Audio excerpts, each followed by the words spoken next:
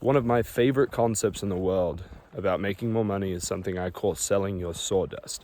And the other week, I heard one of the craziest stories about selling sawdust that I've ever heard.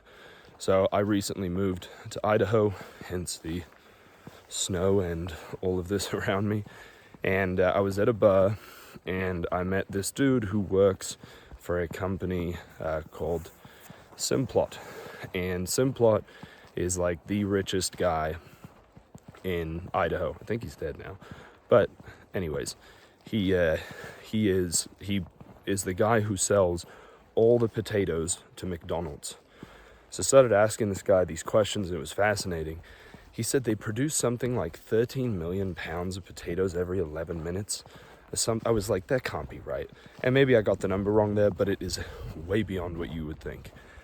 And this guy works in the plant where they make all of these different forms of potatoes, right? So you've got the French fries they send out, you have hash browns, you have whatever other stuff it is that they produce, but they have five lines that are constantly producing these different types of potatoes.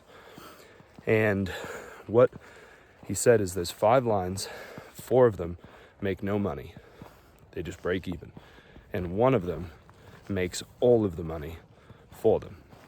And that one is the bottom line where all of the potatoes fall off.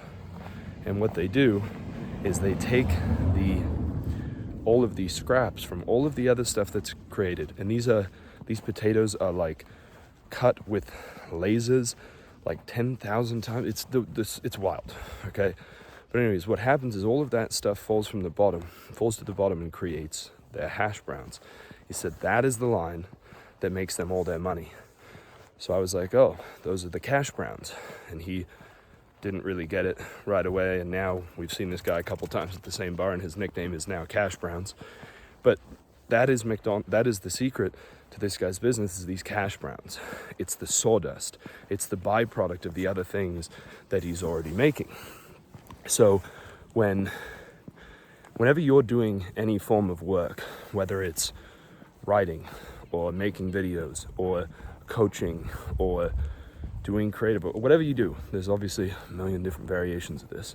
For me, I write emails to my email list every day, 30 days of the month.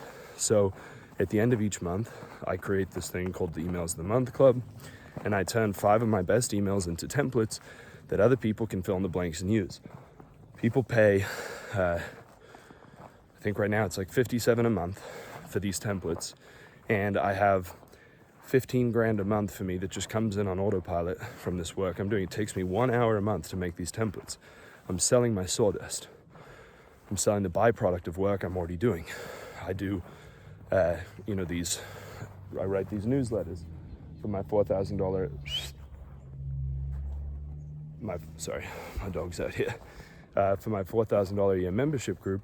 And then I allow people to get just the newsletter for $100 a month. And so I don't have to do any extra work. We already make the newsletter, but now I get people who just want the newsletter who pay $100 a month. And that's an extra 10 grand a month that we have coming in on autopilot from work that I've already done. So whatever you're doing, you want to figure out the byproduct. What is the byproduct that you could sell? What is your sawdust? I had a guy who I created a product called How to Sell Your Sawdust. It's only $20. And a guy bought it and he sent me a testimonial about how he made back 109 times his investment a week after buying it, just because he didn't realize he had this sawdust. So if you create anything at all, look for the byproducts. What byproducts can you use from that take you an hour a month or, almost nothing, right? The big thing is you want to find things that have very little input of your time and have a big output of income. So selling your sawdust is one of the easiest ways to create that for yourself. You can get the product. It's in a link below if you want. Whether you get the product or not, just understand this concept. And it comes from actual people who sold sawdust, right? They would cut all this wood at lumber yards and they would dispose of the sawdust either in the woods, probably, in trees that look like this, or they would burn it. And it was actually just a wasteful byproduct. And somebody realized that people would actually pay for this sawdust. So no extra work. All they had to do is sell this sawdust, and they were making extra money. So whatever you're doing, think about how you can do that, and it'll make you a lot more money, I promise you.